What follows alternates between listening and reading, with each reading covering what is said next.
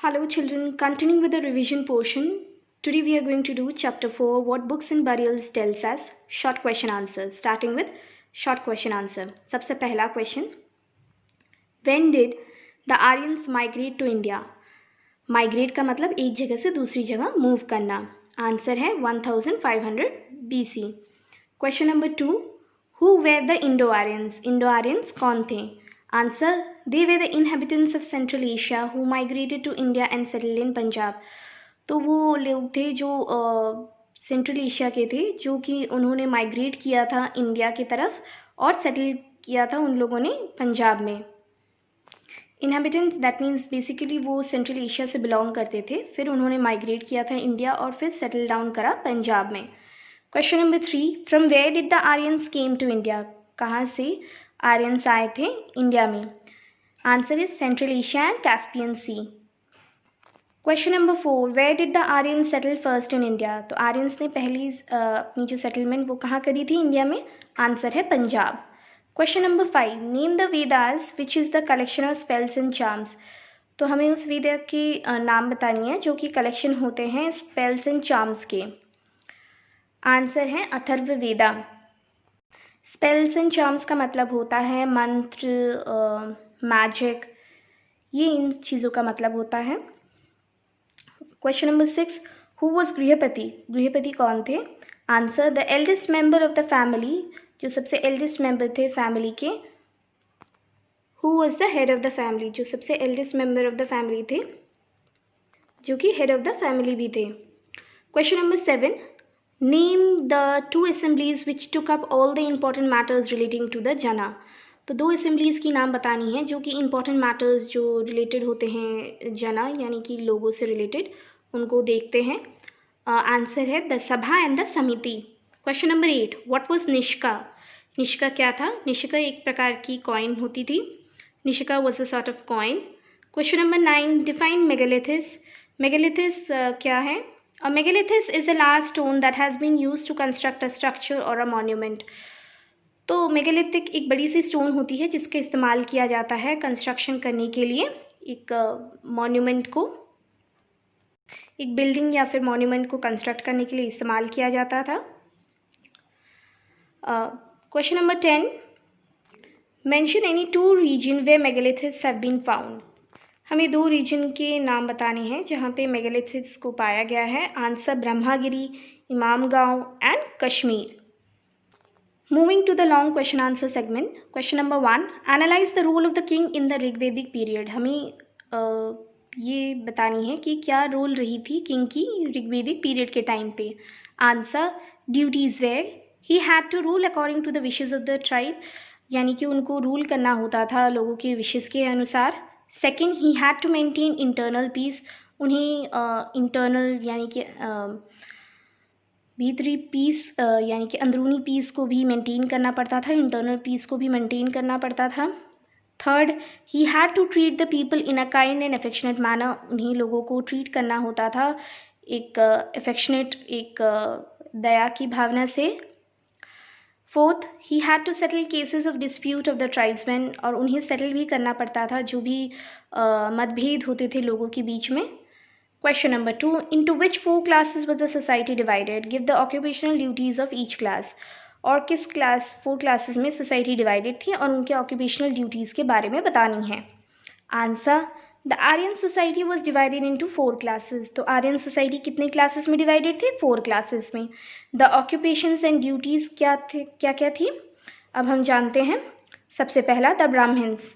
The Brahmins learn the Vedas and perform religious ceremonies and taught the people. तो ब्राह्मण्स ने सीखा था वेदास और परफॉर्म किया था रिलीजियस सेरेमनीज और लोगों को भी सिखाया था.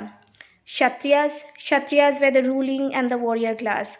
वो रूलिंग और वॉरियर क्लास थे और उनका जो फंक्शन होता था कि गवर्न करना यानी कि रूल करना और साथ ही साथ उसकी सुरक्षा भी करना, दैट इज़ अपने लैंड की सुरक्षा भी करना. थर्ड, शूद्रास वो क्लास थे जो अपना जो गुजारा करते थे वो कुछ अनस्किल कामों को करते हुए वो अपनी जीवन को व्यतीत करते थे, अपना गुजारा करते थे. The Vaishyas follow the occupations of agriculture, वो फॉलो करते थे एग्रीकल्चर ऑक्यूपेशन को, ट्रेड और कैटल के पालन पोषण को। Question number 3, name the 4 Vedas of the Rigvedic age, which is the oldest Veda. तो हमें 4 वेदास ऋग्वेदिक एज के बारे में बतानी है और सबसे ओल्डेस्ट वेदास के बारे में भी बतानी है, वेदा के बारे में भी बतानी है। Answer, Rigveda, it is a collection of hymns, it has 1028 hymns. These hymns highlighted the social, economic and religious conditions of the Rigvedic India. तो hymns यानी कि poems and songs जो highlight करते थे social and economic and religious conditions Rigvedic India के। Then Samaveda, ये collection है songs की जो मोस्टली ली गई है ऋग्वेदा से। यजुर्वेदा, ये कलेक्शन है स्पेल्स एंड चार्म्स की। ऋग्वेदा सबसे ओल्डेस्ट वेदा है। Question number 4, right a short note on the economic life of the people of Rigvedic period. तो हमें economic life of the people of Rigvedic period के बारे में बतानी है। सबसे पहला एग्रीकल्चर। आर्यंस वेर एग्रीकल्चरिस्ट, वो बेसिकली एग्रीकल्चरिस्ट थे जो फार्मिंग किया करते थे और उनकी मेन ऑक्यूपेशन थी कल्टिवेशन ऑफ लैंड, और वो उनको वाटर भी मिलता था इरिगेशन के लिए यानी कि फार्मिंग के लिए फ्रॉम वेल्स, कैनाल्स या फिर लेक से, और वीट, बार्ले और राइस थे मेन प्रोडक्ट्स उनके फील्ड से, फार्मिंग फील्ड से। डोमेस्टिकेशन ऑफ एनिमल्स यानी कि एनिमल्स को पालतू बनाना। आर्यंस की फेवरेट एक्टिविटी थी कैटल रियरिंग यानी कि एनिमल्स को पालतू बनाना। The cattle was the major of the wealth, और उनकी कैटल भी एक मेजरमेंट होती थी कि उनके पास कितना पैसा है, प्रॉपर्टी है, क्या स्टेटस है उनकी। और काऊ को मेन और सबसे हाई वैल्यूड कैटल माना जाता था। ट्रेड एंड कॉमर्स, ट्रेड को मेनली किया जाता था बाटर सिस्टम के द्वारा, और जो वैल्यू ऑफ द थिंग थी, कोई भी सामान की जो वैल्यू थी उसको मेजर किया जाता था in terms of the cause. Question number 5, state any 4 features of the वैदिक लिटरेचर। 4 फीचर्स हमें बतानी है वैदिक लिटरेचर की। तो सबसे पहला, the most important sources of Vedic civilization are the Vedas. सबसे इंपॉर्टेंट जो सोर्सेज है वैदिक सिविलाइजेशन की उसे बोला जाता है, दैट इज़ द वेदास। और सेकंड, द वैदिक literature was handed from generation to generation from words of mouth. जो वैदिक लिटरेचर है उसको जनरेशन यानी कि पीढ़ी दर पीढ़ी इसे सौंपा गया था, और लोगों के बोलने से भी इन चीज़ों का फैलाव हुआ था। दैट इज़ द वैदिक लिटरेचर को जनरेशन टू जनरेशन आगे बढ़ाया गया था। Third, it consist of 3 successive classes of literary creations. Vedic literature consist करते हैं 3 successive classes of literary creation, which that is the Vedas, the Brahmanas, the Aranyakas and Upanishads. तो वेदास जो कि होते हैं collection of hymns, prayers, Brahmanas जो कि कंटेन करते हैं meaning of the Vedic hymns यानी कि सॉन्ग्स और प्रेयर्स की, अरण्यकास और उपनिषद्स जो कि कंक्लूडिंग पोर्शंस होते हैं ब्राह्मण्स की, उन्हें बोला जाता है अरण्यकास, और वो डील करते थे फिलॉसफी से। So this is the end for the chapter 4 history revision. Now children, we are going to revise chapter 5, the rise of the kingdom, starting with the short question answer. Question number 1, define republic. Republic क्या होती है? It was the Kshatriya families who owned the land and had the political powers. तो ये क्षत्रिय families थी जो कि land के मालिक हुआ करते थे और उन्हीं के पास सारी political powers भी होती थी. Question number 2, who was the first ruler of Magadha? First ruler of Magadha कौन थे? Answer है बिंबिसारा. Question number 3, name any 2 famous rulers of the kingdom of Magadha. 2 famous rulers of the kingdom of Magadha के बारे में बतानी है. Answer, बिंबिसारा, Ajatashatru and कालासोका. Question number 4, mention 2 factors that helped in the growth of Magadha. 2 factors बतानी है जिसकी मदद से ग्रोथ हुई थी मगध की. Answer, rich in natural resources. वो मगध राज्य काफ़ी ज़्यादा रिच थी नेचुरल रिसोर्सेज के लिए. Second, ambitious rulers and the strategy. और कुछ महत्वाकांक्षी रूलर्स और उनकी स्ट्रैटेजी थी एक और कारण जिसकी वजह से ग्रोथ हो पाई थी मगध राज्य की. Question number 5, who was gramini. Question number 5, who was gramini. The headman of the village को ग्रामिनी बोला जाता था. Question number 6, name any 2 religions which flourish during 600 BC। 2 religions के बारे में बतानी है जो फ्लरिश्ड हुई थी 600 BC में। Answer is Jainism and Buddhism. Question number 7, what is Mahajanapada. Mahajanapada क्या है? महाजनपदाज व एंशिएंट इंडियन किंगडम्स। तो महाजनपदाज एंशिएंट इंडियन किंगडम्स थे। 8, व्हाट इज जनपदा। जनपदा क्या होते हैं? जनपदाज व small kingdoms established by the Aryans. तो जनपदाज बेसिकली स्मॉल किंगडम्स थे जिनका इस्टेब्लिशमेंट किया गया था, यानी कि तैयार किया गया था या निर्माण किया गया था आर्यंस के द्वारा। Question number 9, name any 2 janasanghas. तो हमें 2 जनसंघास के बारे में बतानी है। Answer Kosala and Kashi. Question number 10, what was a guild. Guild क्या है? The artisans and merchants organize themselves into groups known as shrenis. तो जो आर्टिशियंस थे, जो व्यापारी थे, उन्होंने ऑर्गेनाइज किया था अपने आप को एक ग्रुप्स में, जिसे बोला जाता है श्रेणीज। Now moving to the long question answer. Question number 1. Explain the role of agriculture in the formation of Janapadas and Mahajanapadas. तो हमें रोल बतानी है एग्रीकल्चर की in the formation of janapadas और महाजनपदास की। सबसे पहला, Aryan settle down in one place. There was all expansion of agriculture with the use of iron axes and ploughshares. तो आर्यंस ने सेटल डाउन करा एक ही जगह में, और उसी के साथ साथ एक्सपेंशन यानी कि फैलाव हुआ एग्रीकल्चर का, और इसकी यानी कि एग्रीकल्चर को आगे बढ़ाने के लिए आयरन यानी कि जो कुल्हाड़ियाँ होती हैं उनका इस्तेमाल करने की शुरुआत कर दी गई थी। Second, due to expansion in population and agriculture the Vedic tribes in closer contact with non Aryan populations. तो इस फैलाव की वजह से, पॉपुलेशन और एग्रीकल्चर के फैलाव की वजह से, तो वैदिक ट्राइब्स क्लोजर कॉन्टैक्ट में आए नॉन आर्यन पॉपुलेशंस के साथ। This led to the formation of large territorial entities known as Janapadas and Mahajanapadas। तो इसकी वजह से फॉर्मेशन हुई एक लार्ज ग्रुप की, जिन्हें बोला जाता था janapadas and mahajanapadas. Question number 2, write a note to make a contrast between a republic and a kingdom. तो हमें एक नोट बनानी है जिसमें हम बता सकें कि क्या कॉन्ट्रास्ट यानी कि क्या अपोजिट थी या क्या डिफरेंसेस है between republic and a kingdom, janapadas and mahajanapadas. तो republic, it was the Kshatriya families who owned the land and had the political powers. तो क्षत्रिय फैमिलीज थी जिनके पास अधिकार था अपने लैंड का, और उन्हीं के पास सारी पॉलिटिकल पावर्स हुआ करती थी। The kingdom was ruled by a king.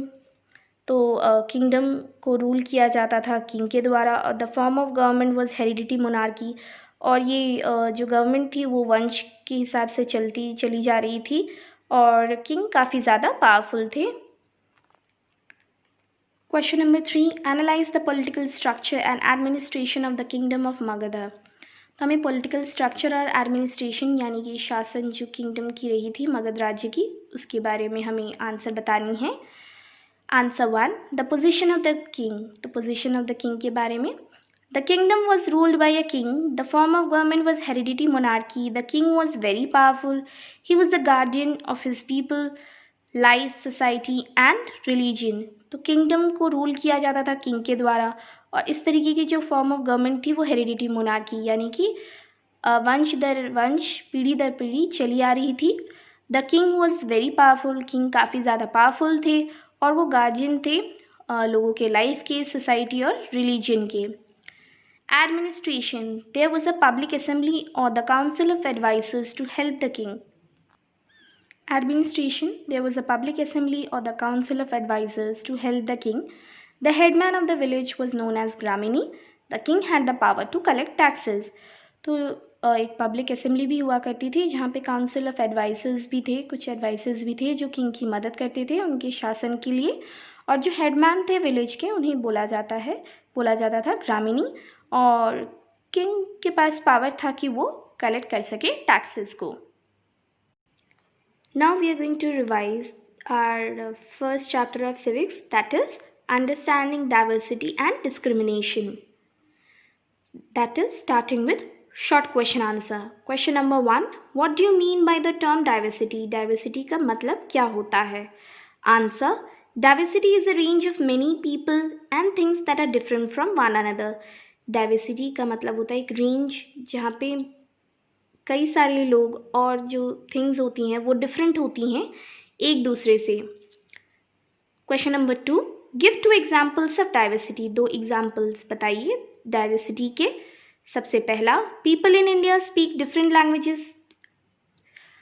लोग जो इंडिया के हैं वो अलग अलग लैंग्वेजेस बोलते हैं। Second, people of India wear different types of cloth.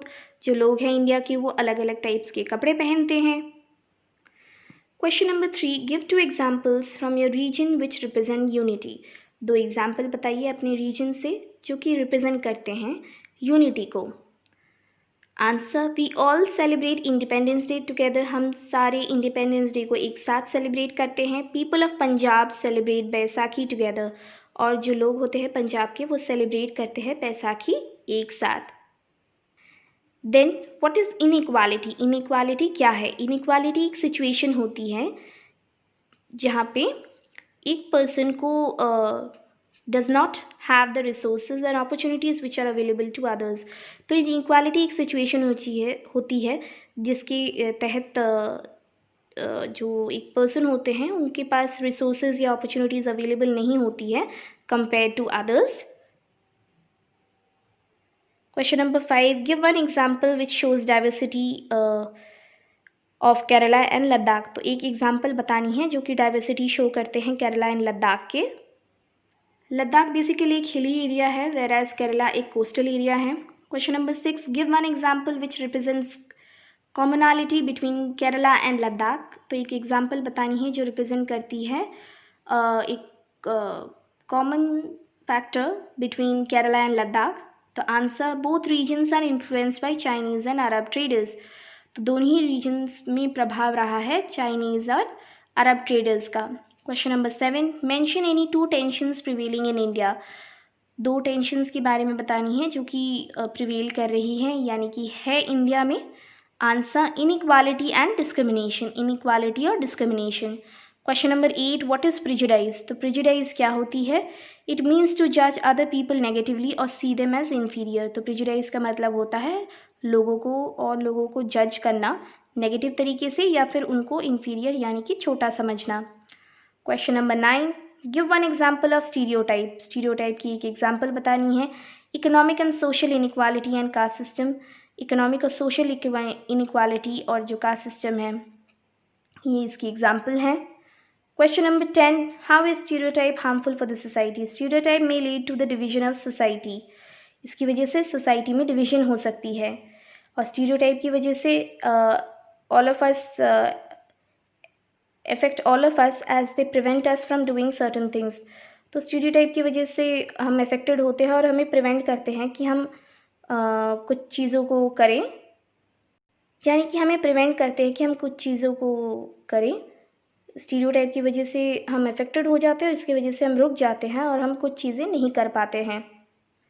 Question number 11, name any 2 social reformers who fought against discrimination. 2 social reformers के बारे में बतानी है जिन्होंने लड़ाई करी थी against discrimination, that is Mahatma Gandhi and doctor Bhimrao Ambedkar. अब हम मूव करेंगे लॉन्ग क्वेश्चन आंसर। डिस्क्रिमिनेशन का मतलब भेदभाव।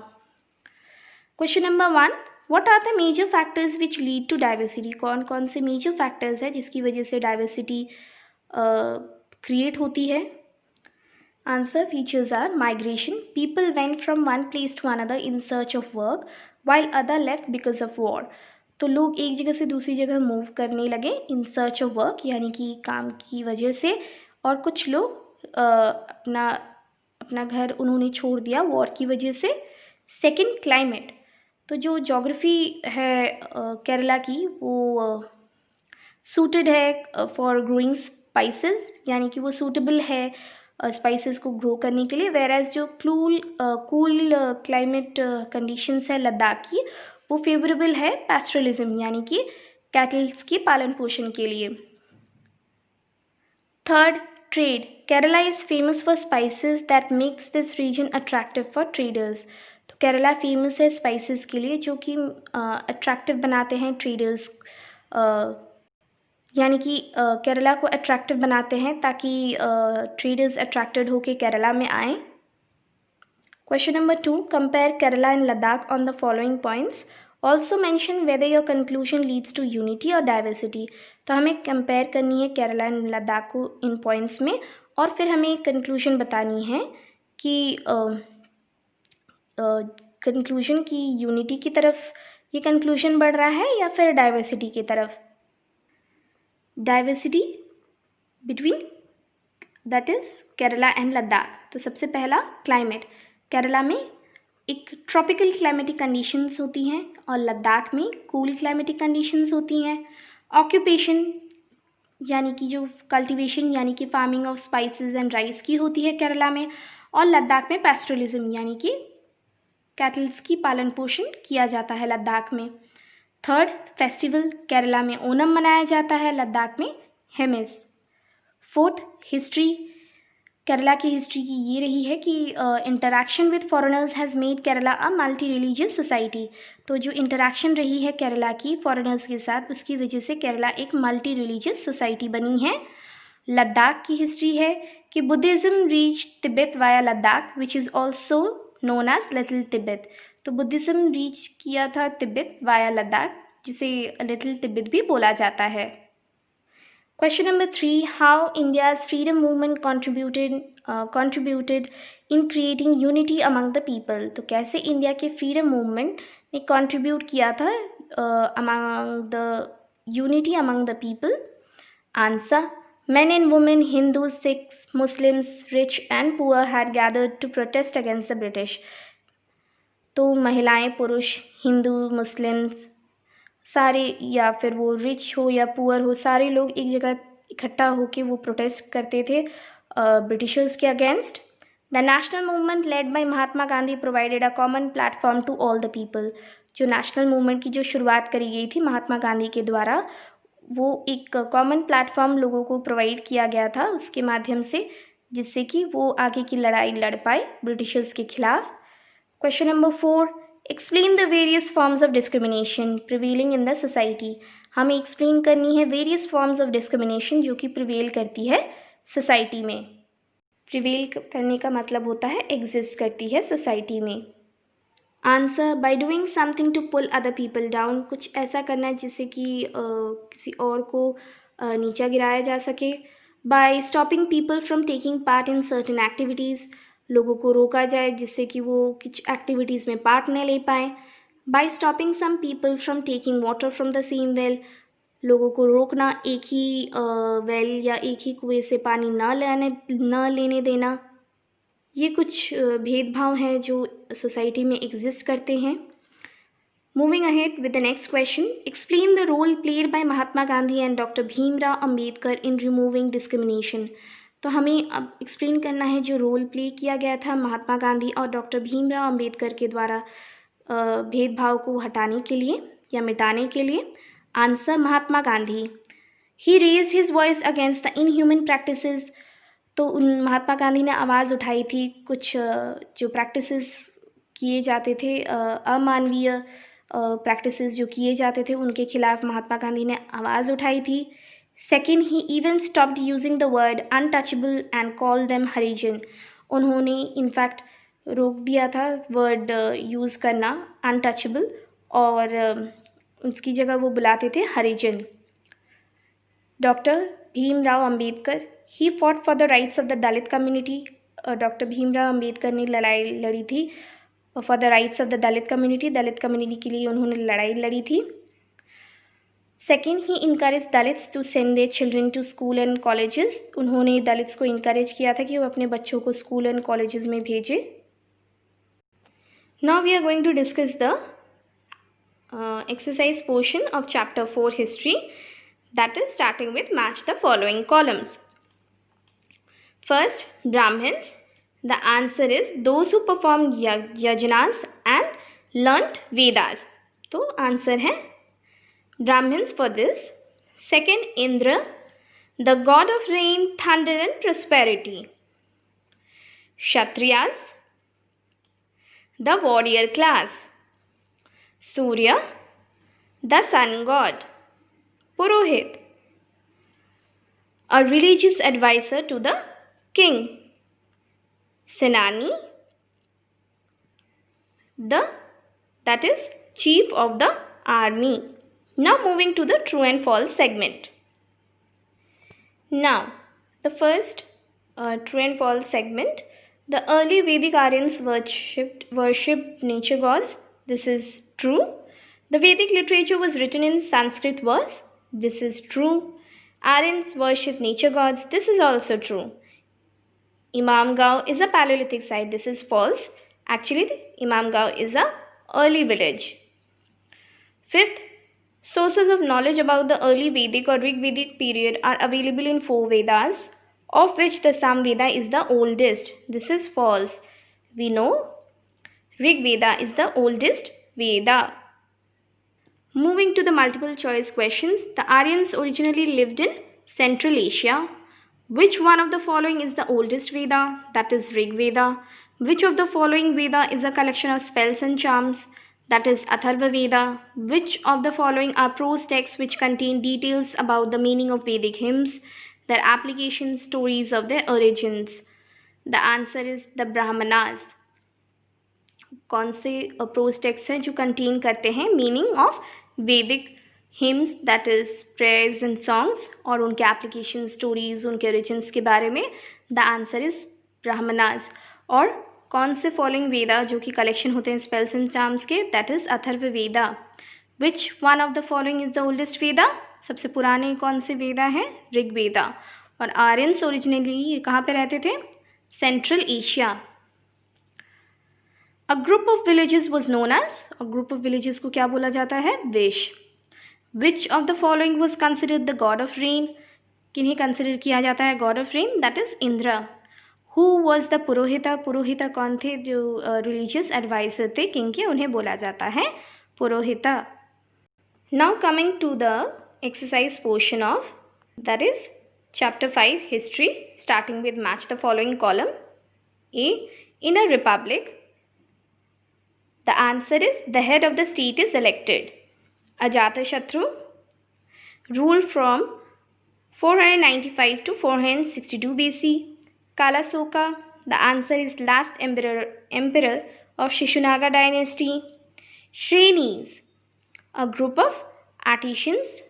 Bimbisara ruled Magadha from 547 to 495 BC. Now moving to the objective type questions, that is filling the blanks. Bimbisara made dash as his capital. The answer is Rajgriha. Out of 16 Mahajanapadas, dash emerged as the most powerful and important kingdom. That is Magadha. The artisans and merchants organized themselves into groups known as Shrenis. The kingdom of Magadha had rich deposits of iron ore.